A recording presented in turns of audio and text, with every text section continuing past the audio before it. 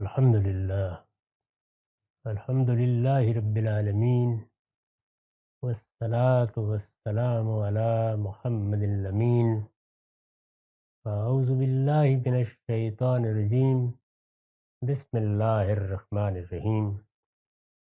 خواتین و حضرات، ہم سورہ انبیاء کی آیت 5 سے درس کی ابتدا کر رہے ہیں۔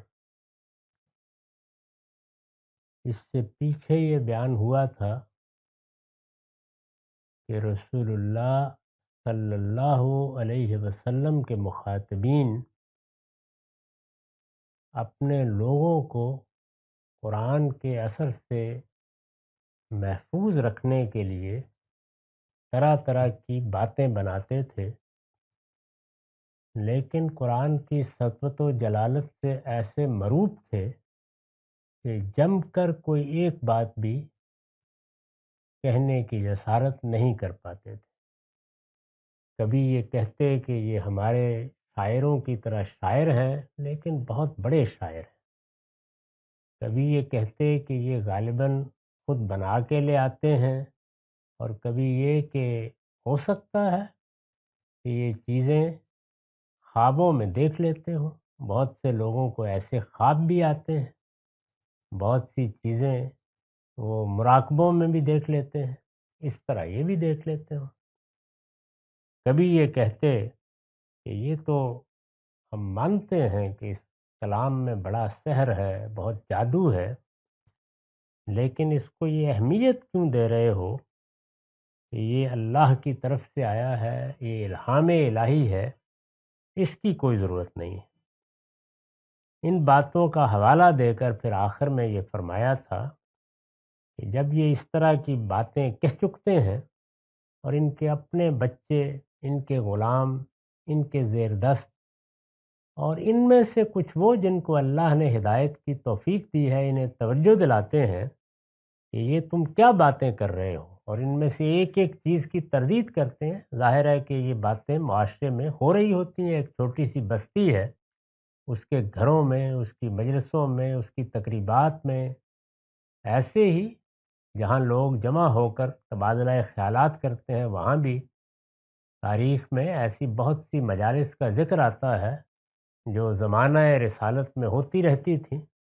اس میں خاص طور پر حرم میں بھی بیٹھ کر اس طرح گفتگو کرنے کا رواج تھا۔ دار الندوہ ان کی چوپال تھی، جس میں اکٹھے ہو کر وہ مختلف باتیں بھی کرتے، تبصرے بھی کرتے اور منصوبے بھی بناتے۔ خود رسالت مآب صلی اللہ علیہ وسلم کے خلاف آخری اقدام کا فیصلہ دار الندوہ میں بیٹھ کر کیا گیا تھا۔ تو یہ باتیں مختلف جگہوں پر ہو رہی ہوتی تھیں، اور پھر ان کی تردید کرنے والے بھی ان کے اندر سے اٹھ کھڑے ہوتے تھے۔ اس موقع پر پھر وہ جب زچ ہو جاتے تو کہتے کہ فَلْيَأْتِنَا بِآیَةٍ كَمَا أُرْسِلَ الْأَوَّلُونَ۔ تو اگر یہ واقعی پیغمبر ہے جیسے کہ تم کہتے ہو، اپنے مخاطبین سے کہتے، تو اگر یہ واقعی پیغمبر ہے تو ہمارے پاس اسی طرح کی کوئی نشانی لائے جس طرح اگلے پیغمبر نشانیوں کے ساتھ بھیجے گئے تھے۔ اس میں اصل کو دیکھیے تو وہاں بالآیات کے الفاظ نہیں ہیں، یعنی نشانیوں کے الفاظ نہیں ہیں۔ اس طرح کا اسلوب قرآن مجید میں بہت ہے۔ پچھلے جملے سے یہ خود بخود سمجھ میں آ رہا ہے، گویا یہاں مقدر ہے، ان مقدرات کو کھولنا چاہیے، اور یہ تو خیر بہت غیر معمولی ہے، ہر جگہ کھولنا چاہیے۔ قرآن مجید کی زبان میں لوگوں کو جو تفسیر میں غلطیاں لگتی ہیں، اس کی بہت بڑی وجہ یہی ہوتی ہے کہ الف لام ہے، کسی جگہ پر مضاف ہے، اس کا مضاف الیہ عوضاً المضاف الیہ الف لام آ گیا ہے اور حذف کر دیا گیا ہے۔ اس طرح کی چیزیں اگر کسی ایک مقام کو بھی آپ اٹھا لیں تو ہر جملے میں موجود ہوں گی۔ ان کو پہلے کھول دینا چاہیے۔ جب آپ ان کو کھول دیتے ہیں تو وہ گویا ترجمہ ہو گیا۔ ظاہر ہے کہ ہم ترجمہ کہہ سکتے ہیں، وہ ایک عرب کو بھی ایسا ہی کرنا پڑے گا، وہ اپنی زبان میں یہی کریں گے۔ چنانچہ عربی زبان کی تفاسیر میں اگر آپ جلالین کو اٹھائیں تو اس میں یہی کیا گیا ہے یہ کرنا پڑے گا، اس کے بعد صحیح مدعا واضح ہوگا، اب آپ اس کی بنیاد پر کوئی بات کہیں۔ اگر یہ پہلا مرحلہ مکمل نہیں کیا تو بعض اوقات ایسے غلط نتائج نکال لیے جاتے ہیں جو قرآن کا منشا نہیں ہوتے۔ چنانچہ اس پر میں نے توجہ دلائی ہے۔ آیت میں کما ارسل الاولون کے بعد بالآیات کا لفظ دلالت کرینہ کی بنا پر حذف اومٹ کر دیا گیا ہے، ہم نے ترجمے میں اسے کھول دیا ہے۔ چنانچہ ترجمہ اگر بالکل لفظ کے لحاظ سے کریں تو یہ ہوگا، تو اگر یہ واقعی پیغمبر ہیں تو ہمارے پاس اسی طرح کی کوئی نشانی لائے جس طرح اگلے پیغمبر بھیجے گئے تھے۔ تو اس میں نشانیوں کے ساتھ بھیجے گئے تھے، یہ الفاظ مقدر کر دیے ہیں، ان کو کھول دینا چاہیے۔ استاذ امام لکھتے ہیں ان کا یہ حربہ حضرت صلی اللہ علیہ وسلم کی مخالفت میں ان کے زوم کے مطابق سب سے زیادہ کارگر حربہ تھا۔ یعنی یہ بات تھی جو وہ کہتے تھے اور ان کا خیال ہوتا تھا کہ اب ہمیں بار بار آ کے ہمارے ہی بھائی، دوست، بچے اور زیر دست لوگ نہیں سچائیں، ذکر نہیں کریں گے۔ سب سے زیادہ کارگر حربہ تھا، اس لیے کہ قرآن کی دعوت تمام تر آفاق و انفس اور عقل و فطرت کے دلائل پر مبنی تھی۔ یعنی قرآن مجید تو اس طرح معجزات پیش کر کے لوگوں کو متوجہ نہیں کر رہا تھا، وہ تو اپنی بات عقل اور فطرت کے دلائل، اس کی ریزننگ کی بنیاد پر کہہ رہا تھا۔ یہ دلائل وہ اس دنیا کے نظم سے بھی دیتا ہے جس کو آفاقی دلائل کہتے ہیں، یہ انسان کے باطن سے بھی دیتا ہے جس کو انفسی یا نفسی دلائل کہا جا سکتا ہے، تاریخ سے بھی دیتا ہے۔ تو قرآن مجید کی ساری دعوت ان دلائل پر مبنی تھی۔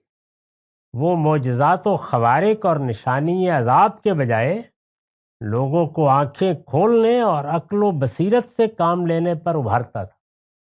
قرآن کا عام اسلوب یہ ہے کہ لوگ آنکھیں کھولیں، لوگ چیزوں پر غور کریں، علم و عقل کی جو صلاحیت ان کو دی گئی ہے اس کو کام میں لائیں۔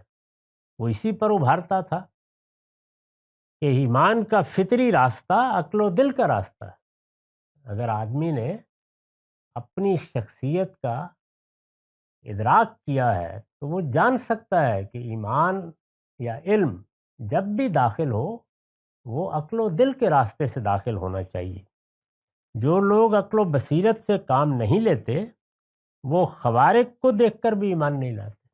آدمی نے اگر عقل سے کام نہیں لیا ہے، کسی چیز کو علم سے سمجھنے کی کوشش نہیں کی ہے، تو پھر وہ فرعون کی طرح نشانیاں دیکھ کر بھی سرکشی اختیار کرے گا۔ آسان نہیں ہے کہ نشانیاں اس کو ایمان لانے پہ مجبور کر دیں۔ وہ خوارق دیکھ کر بھی ایمان نہیں لاتے، اور عذاب کی نشانی دیکھ کر جو لوگ ایمان لاتے ہیں ان کا ایمان لانا بے سود ہوتا ہے۔ یعنی جس وقت عذاب کے آثار نمودار ہونا شروع ہو جائے، جیسے کہ قیامت کے بارے میں کہا ہے کہ سورج مغرب سے طلوع ہو جائے گا، تو اس کے ساتھ یہ بھی بتا دیا گیا ہے کہ وہ اگرچہ قیامت کی آخری نشانی ہوگی لیکن پھر کسی کی توبہ اور کسی کا ایمان بھی قبول نہیں ہوگا۔ یعنی وہ گویا ایک تنبیہ، ایک فضیلت بن جائے گی ان لوگوں کے لیے جو آخر تک ایمان سے محروم رہیں۔ قرآن کی یہ بات بالکل برحق تھی، لیکن مخالفین اس کو حضرت صلی اللہ علیہ وسلم کے گریز پر محمول کر کے لوگوں کو ورغلاتے۔ یہ بات تو معقول بات تھی، سمجھنی چاہیے تھی۔ اگر بصیرت کی نگاہ ہوتی تو جانتے کہ اس میں کیا ہدایت ہمارے لیے چھپی ہوئی ہے، لیکن وہ اس کو گریز پر محمول کرتے کہ یہ کوئی نشانی دکھا نہیں سکتے، پیغمبری کا دعویٰ کر بیٹھے ہیں، حقیقت میں کچھ ہے نہیں، تو اس وجہ سے گریز کے لیے یہ باتیں کہتے ہیں کہ عقل سے کام لو، بصیرت سے کام لو، دل کی آنکھیں کھولو۔ یہ سب گریز اور فرار کے بہانے ہیں، اس کے سوا کچھ نہیں ہے۔ اگر یہ سچ مچ کوئی رسول ہوتے تو ان کے لیے ہمارا یہ مطالبہ پورا کر دینا کیا مشکل تھا۔ یعنی جب ہم کہہ رہے ہیں کہ ہم ایمان لے آئیں گے تو یہ مطالبہ پورا کرتے، یہ روز روز کی چکچک بھی ختم ہوتی، معاملات فیصل ہو جاتے۔ لیکن جب یہ اس سے گریز کر رہے ہیں تو اس کے معنی یہ ہے کہ یہ اپنے دعوے میں نعوذ باللہ جھوٹے، یعنی یہ گویا ان کی بات کا مطلب تھا۔ وہ یہ کہتے تھے کہ ہمارے پاس یہ آ تو گئے ہیں اور یہ باتیں بھی کر رہے ہیں اور یہ سب کچھ کہہ بھی رہے ہیں، لیکن جس طرح پہلے پیغمبروں کے واقعات سنا رہے ہیں اور ان میں یہ بھی بتا رہے ہیں کہ ان کو اس نوعیت کی نشانیاں دی گئی ہیں اور پھر خود پیش نہیں کرتے، تو یہی اس کے لیے کافی ہے کہ یہ کوئی صحیح بات نہیں کر رہے۔ یہ بات وہ بیان کرتے تھے۔ ارشاد ہوا ما آمنت قبلہم من قریۃ اہلکناھا افہم یؤمنون، ہم نے جس بستیوں کو ہلاک کیا ہے، یعنی ان سے پہلے جن بستیوں کو ہم نے ہلاک کیا ہے، کیا ان میں سے کوئی بھی ان سے پہلے اس طرح کی نشانی دیکھ کر ایمان نہیں لائی تو کیا یہ ایمان لے آئیں گے؟ یعنی یہ بات تو کر رہے ہیں لیکن جن کو اس سے پہلے ہم نے ہلاک کیا ان کی داستانیں ان کو معلوم ہیں، ان کے گرد و پیش کے علاقے میں وہ واقعات پیش آئے ہیں، ان کے کھنڈر ان کی گزرگاہوں پر دیکھے جا سکتے ہیں، ان کی شاعری ان کے ادب میں ان کی داستانیں سنائی جاتی ہیں۔ یہ بتائیں کہ جب انہوں نے نشانیاں مانگیں اور ہم نے ان کو نشانیاں دے دیں تو کیا پھر نشانیاں دیکھنے کے بعد وہ ایمان لے آئے تھے؟ یہ مضمون قرآن میں کئی جگہ آیا ہے کہ ہمیں تو اب نشانیاں بھیجنے سے اسی چیز نے روک دیا کہ لوگ ہماری دعوت کے جواب میں یہ کہتے ہیں، پھر جب ہم کوئی نشانی بھیج دیتے ہیں تو ایسا نہیں ہوتا کہ وہ نشانی دیکھ کر ایمان لے آئیں، چنانچہ نتیجہ کیا نکلتا ہے؟ غصہ اور بھڑکتا ہے اور پھر عذاب کا تازیانہ ان کی پیٹھ پر برسانا ناگزیر ہو جاتا ہے۔ تو اس لیے کیا یہ بھی یہی چاہتے ہیں؟ یعنی ایسا تو نہیں ہوا، اگر یہ ہو جاتا تو ہو سکتا ہے کہ ہم نشانی ہی دکھا دیا کرتے۔ ہم نے جس بستیوں کو ہلاک کیا ہے ان میں سے کوئی بھی ان سے پہلے اس طرح کی نشانی دیکھ کر ایمان نہیں لائی تو کیا یہ ایمان لائیں گے؟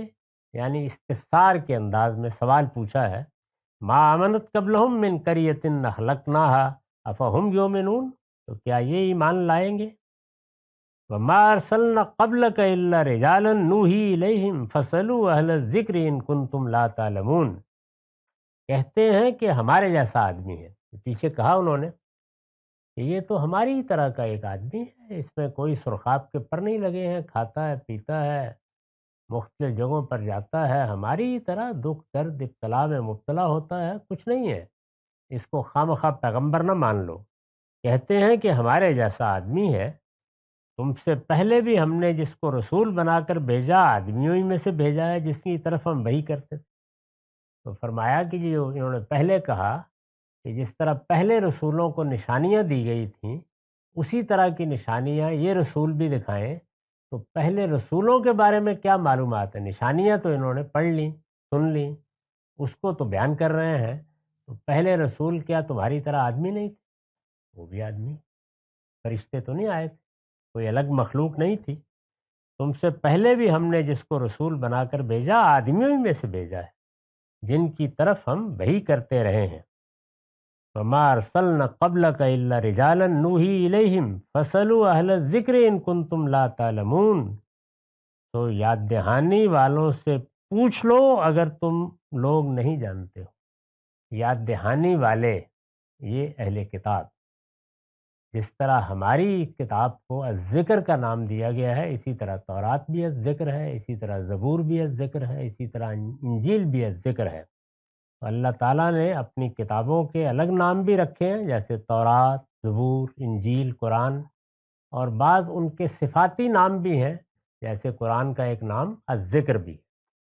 تو فرمایا کہ فَاسْأَلُوا اہل الذکر ان کنتم لا تعلمون، تو یاد دہانی والوں سے پوچھ لو، اہل کتاب سے پوچھ لو اگر تم لوگ نہیں جانتے ہو۔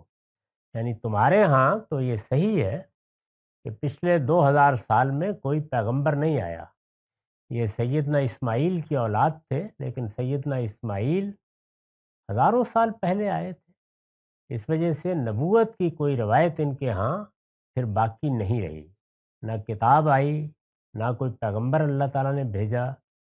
بنی اسرائیل جو انہی کے بھائی تھے ان میں پیغمبر بھی پے در پے آتے رہے، ان کو کتابیں بھی دی گئیں، تو یہ لوگ کتاب سے، پیغمبر سے، تعلیمات سے محروم رہے، یعنی جو کچھ تھا بس سیدنا ابراہیم کا دیا ہوا سکھایا ہوا تھا اور ان کے بیٹے اسماعیل کا۔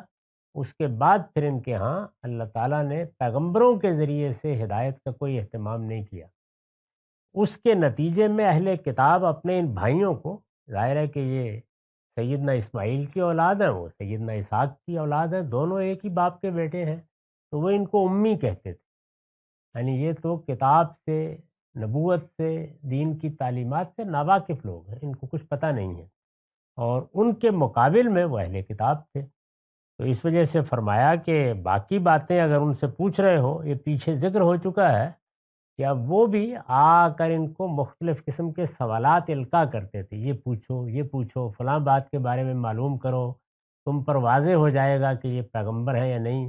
تو فرمایا کہ اگر یہ بات کہیں تردد کا باعث بن رہی ہے کہ پیغمبر کوئی آسمان کے فرشتے ہوتے ہیں، یا پیغمبر کوئی دوسری مخلوق ہے جو کسی سیارے سے آ جاتی ہے، یا پیغمبر ایسے انسان نہیں ہوتے کہ کھائیں پئیں اپنی ضروریات پوری کریں، کبھی کسی تکلیف میں مبتلا ہو جائیں، وہ انسان سے ماورا کوئی مخلوق ہوا کرتے ہیں، تو یہ اہل کتاب جو ان کو باقی چیزیں القاء کر رہے ہیں، ان سے پوچھو کہ ان سے ذرا یہ سوال بھی کر کے دیکھ لو، یعنی تمہارے ہاں پیغمبر نہیں آئے، تم نے نہیں دیکھے، تم 2000 سال سے پیغمبری سے محروم رہے ہو، تو وہ تو نہیں رہے، اس لیے ان سے پوچھو کہ کیا موسیٰ تمہاری طرح کے انسان نہیں تھے؟ کیا مسیح ایسے ہی نہیں تھے؟ یا دوسرے پیغمبر جن کا تم ذکر کرتے ہو وہ اسی طرح کے نہیں تھے؟ سب کے سب انسان ہی تھے، اللہ نے ہمیشہ آدمیوں ہی کو بھیجا ہے۔ ہم نے جن بستیوں کو ہلاک کیا ہے ان میں سے کوئی بھی ان سے پہلے اس طرح کی نشانی دیکھ کر ایمان نہیں لائی، تو کیا یہ ایمان لائیں گے؟ کہتے ہیں کہ ہمارے جیسا آدمی ہے، تم سے پہلے بھی ہم نے جس کو رسول بنا کر بھیجا آدمیوں ہی میں سے بھیجا ہے، جن کی طرف ہم وحی کرتے تھے، سو یاد دہانی والوں سے پوچھ لو اگر تم لوگ نہیں جانتے ہو۔ یہ اس میں نے لکھا ہے، اس میں مخاطبین پر ایک نوعیت کی تعریض ہے، مطلب یہ ہے کہ ابراہیم و اسماعیل علیہ السلام کی اولاد ہونے کے باوجود نہیں جانتے ہو تو ان اہل کتاب سے پوچھ لو جن کے پاس اس سے پہلے اسی طرح یاد دہانی بھیجی گئی۔ اس بدیہی حقیقت کا انکار تو وہ بھی نہیں کر سکتے، یعنی تم بھی بات بنانے کے لیے یہ بات کر رہے ہو، جانتے تم بھی ہو، لیکن اگر کوئی شبہ ہے تو اہل کتاب موجود ہے، تمہارے بھائی ہیں، دوسرے معاملات ان سے کرتے ہو، ذرا پوچھ لو ان سے کہ رسول کون ہوتے ہیں، آدمی ہوتے ہیں یا کوئی الگ مخلوق ہوا کرتی ہے، ان سے معلوم کر لو۔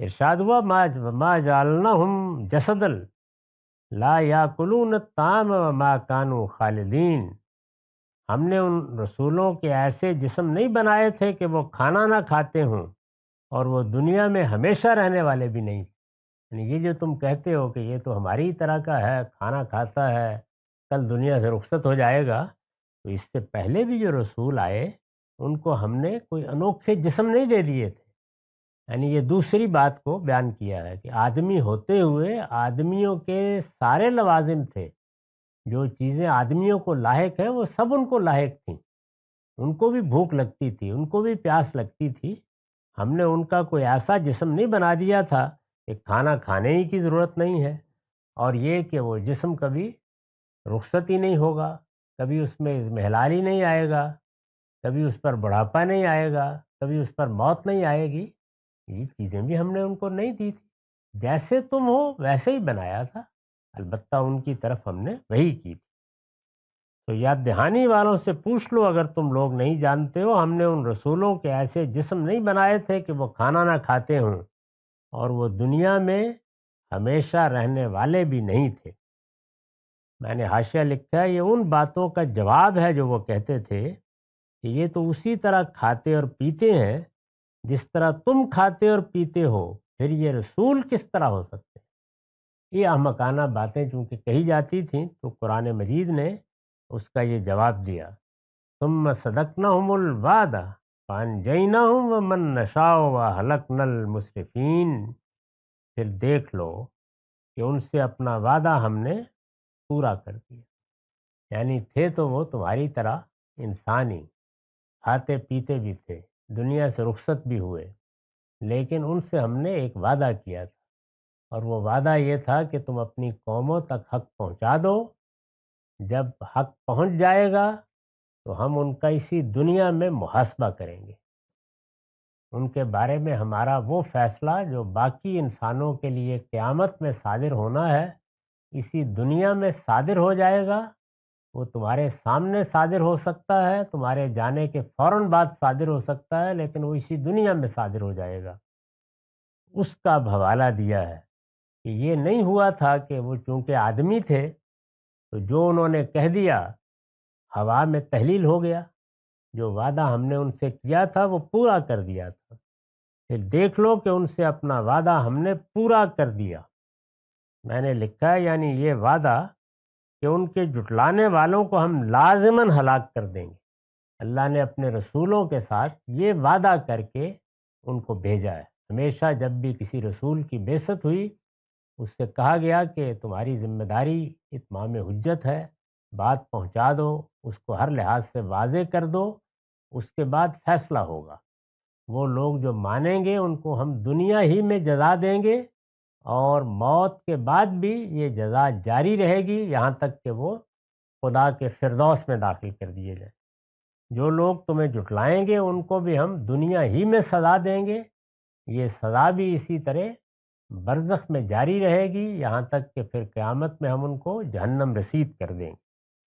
یعنی یہ وعدہ کہ ان کے جھٹلانے والوں کو ہم لازماً ہلاک کر دیں گے اور انہیں اور ان کے ساتھیوں کو نجات دیں گے۔ رسولوں سے متعلق یہ اسی سنت الہی کا ذکر ہے جس کی وضاحت ہم جگہ جگہ کر چکے ہیں۔ یعنی اللہ تعالیٰ نے جو اپنے سنن بیان کیے ہیں، انسانوں کے ساتھ معاملہ کرنے کے طریقوں کو قرآن میں سنت اللہ کہا گیا ہے۔ اللہ کی سنت، اللہ کا معاملہ کرنے کا طریقہ، ان میں سے یہ سنت الہی ہے کہ جب رسول آ جاتے ہیں تو قوموں کا فیصلہ اسی دنیا میں کر دیا جاتا ہے۔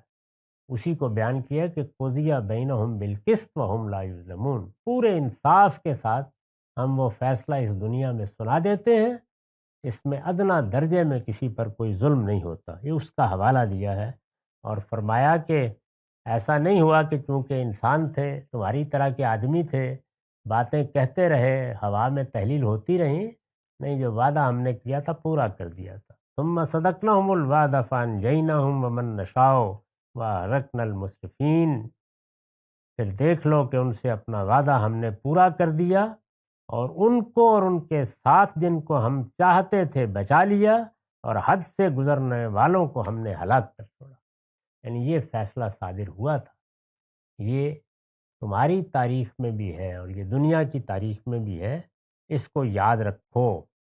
یہ یاد دہانی کرنے کے بعد ارشاد ہوا لَقَدْ أَنزَلْنَا إِلَيْكُمْ كِتَابًا فِيهِ ذِكْرُكُمْ أَفَلَا تَعْقِلُونَ۔ لوگو، ہم نے تمہاری طرف بھی ایک کتاب نازل کر دی۔ یہ آخری مرحلے کی صورتیں ہیں، ان میں اگرچہ یاد دہانی میں تنبیہ کا انداز ہے، اتمام حجت کا انداز ہے، لیکن دعوت جاری ہے۔ لوگوں، ہم نے تمہاری طرف بھی ایک کتاب نازل کر دی ہے جس میں تمہارے حصے کی یاد دہانی ہے۔ افلا تاکلون، پھر کیا سمجھتے نہیں ہو؟ یعنی اس سے پہلے بھی ہم کتابیں نازل کرتے رہے ہیں، ان میں ان لوگوں کے حصے کی یاد دہانی تھی جن کی طرف وہ نازل کی گئیں۔ اللہ تعالیٰ نے تمہارے حصے میں بھی یاد دہانی کا ایک حصہ مقدر کر رکھا تھا، وہ اب ہم نے قرآن کی صورت میں نازل کر دیا ہے۔ اس پر میں نے لکھا ہے یعنی اس بات کو سمجھتے نہیں ہو کہ یہ خدا کی یاد دہانی ہے، اور اس کو رد کر دینے کا نتیجہ کیا ہوگا؟ تمہاری عقل کہاں کھوئی گئی ہے؟ تم کیوں اپنی شامت کو دعوت دے رہے؟ یہ اس اسلوب کو اگر آپ کھول دیجئے تو مدعا یہ ہے، پھر کیا سمجھتے نہیں ہو؟ یہ ایک جملہ ہے لیکن اس میں یہ مضمون پوشیدہ ہے کہ عقل سے کام لو، بصیرت کی آنکھیں کھولو، تم یہ کس طرف بھاگتے چلے جا رہے ہو؟ تمہیں احساس نہیں ہے کہ آگے ہونے کیا والا ہے۔ لَقَدْ أَنزَلْنَا إِلَيْكُمْ كِتَابًا فِيهِ ذِكْرُكُمْ أَفَلَا تَعْقِلُونَ وَكَمْ قَصَمْنَا مِنْ قَرْيَةٍ كَانَتْ ظَالِمَةً وَأَنشَأْنَا بَعْدَهَا قَوْمًا آخَرِينَ۔ کتنی ہی بستیاں ہم نے توڑ پھوڑ کر برابر کر دیں جو اپنی جانوں پر ظلم ڈھا رہی تھیں اور ان کے بعد دوسرے لوگ اٹھا کھڑا کیے. یعنی اس سے پہلے ہمیں اس کی کوئی پرواہ نہیں ہوئی. جب ہم نے فیصلہ کر لیا کہ اب ان قوموں کی پیٹھ پر عذاب کا تازیانہ برسا دینا ہے تو وہ بھی رخصت ہو گئے. ان کی بستیاں بھی درہم برہم ہو گئیں، ان کے بڑے بڑے محل بھی ریزہ ریزہ ہو گئے، کچھ بھی باقی نہیں رہا. اب دیکھنا ہے تو دیکھ سکتے ہو جا کے، کیونکہ عرب میں عاد، سمود اور ان دوسری قوموں کے گھر موجود ہیں، ان کی جگہ موجود ہیں، وہ بستیاں موجود ہیں، وہ آج بھی دیکھی جا سکتی ہیں. ان کو توجہ دلائی کہ یہ دیکھ لو کتنی بستیاں ہم نے توڑ پھوڑ کر برابر کر دیں جو اپنی جانوں پر ظلم ڈھا رہی تھی. الفاظ تھے کہ کانت ظالمتن. اس کی وضاحت کی ہے. لفظ ظالم یہاں ظالم لنفسہ ہی کے معنی میں ہے. قرآن میں یہ متعدد مقامات پر اس معنی میں استعمال ہوا ہے. ہم نے ترجمہ اسی کے لحاظ سے کیا ہے. ترجمہ یہ کیا ہے جو اپنی جانوں پر ظلم ڈھا رہی تھی. قرآن مجید میں لفظ ظالم، لفظ ظلم دو معنی کے لیے آتا ہے. دوسروں پر ظلم کرنا یعنی ظالم لغیرہ ہی کے معنی میں، اس کو ہم سب سمجھتے ہیں، لیکن ایک تعبیر ظالم لنفسہ ہی کی ہے، اپنی جان پر ظلم ڈھانا. انسان جب کفر کا ارتکاب کرتا ہے، شرک کا ارتکاب کرتا ہے، کوئی بدعت ایجاد کرتا ہے تو قرآن کی تعبیر کے مطابق وہ اپنی جان پر ظلم ڈھاتا ہے. اور جب کسی کی چوری کرتا ہے، کسی کا مال لوٹتا ہے، کسی کی عزت آبرو پر حملہ کرتا ہے تو یہ دوسروں پر ظلم کرتا ہے. تو ظلم کی دو صورتیں ہیں، یہاں وہ پہلی صورت بیان کی گئی ہے. اتنی بستیاں ہم نے توڑ پھوڑ کر برابر کر دیں جو اپنی جانوں پر ظلم ڈھا رہی تھیں. کانت ظالمتن وانشأنا بعدہا قوما آخرین، اور ان کے بعد دوسرے لوگ اٹھا کھڑا کیے. باقی دوسرے لوگ اٹھا کھڑا کیے یعنی جب تک ہم نے اس پوری دنیا کو ختم کرنے کا فیصلہ نہیں کر لیا اس وقت تک یہی سلسلہ جاری رہے گا.